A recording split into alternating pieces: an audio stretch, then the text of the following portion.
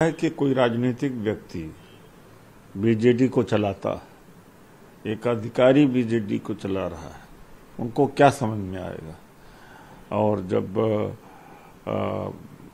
नवीन पटनायक को किसी के ऊपर भरोसा नहीं है कि जिनका 40 साल, 50 साल, 30 साल का अनुभव रहा हो as MP, as minister, as कार्यकर्ता, उनको आगे करते एक ब्यूरोक्रेट, उन्हें क्या पता है कि क्या इस स्थिति है इस देश की, महंगाई है, बेरोजगारी है।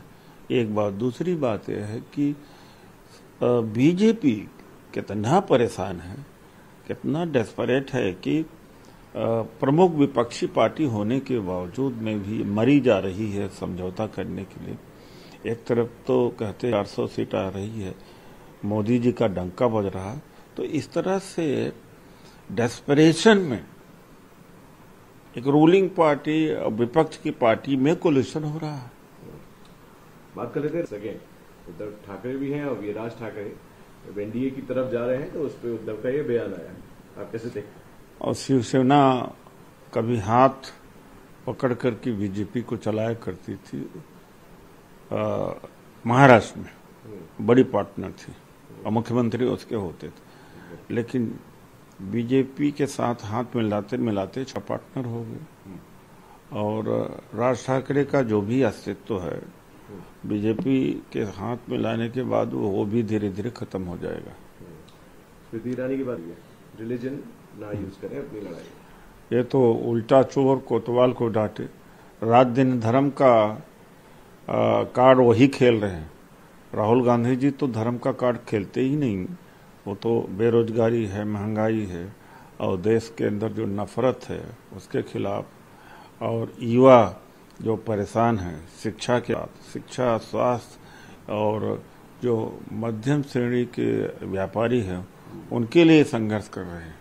ये तो धर्म के बगैर कोई राजनीति कर ही नहीं सकते बीजेपी वाले, ये उल्टी बात कह रहे हैं, आश्चर्य होता है। सर बात कर और ये इस डिसीजन को कैसे देख रहे हैं जो इन्होंने अप्रोच किया है कोर्ट को, लोकसभा? बिल्कुल उनको अपना प्रोटेक्शन लेना चाहिए। अगर यही आज अलायंस तोड़ दे दिल्ली में या भारतीय जनता पार्टी का सपोर्ट कर दे, सारे संबंध फट जाएंगे, कोई कार्रवाई नहीं होगी, न शराब घोटाला होगा, न जल घोटाला होगा, कुछ नहीं होगा।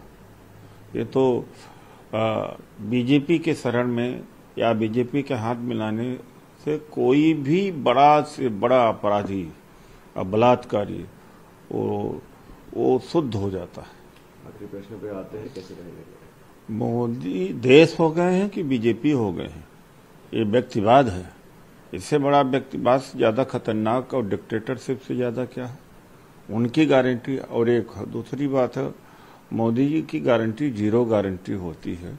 अगर शुरू से हम करें तो मेरा ख्याल है कि घंटों लग जाएगा।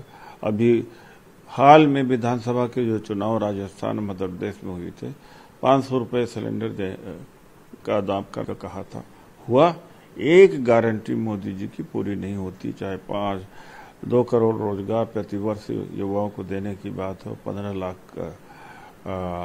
खाते में जाने की बात हो, या किसानों की इनकम डबल होने की बात हो, या तो कहा जा सकता है कि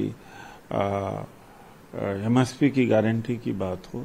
एक भी गारंटी नहीं होती, वो झूठ होती।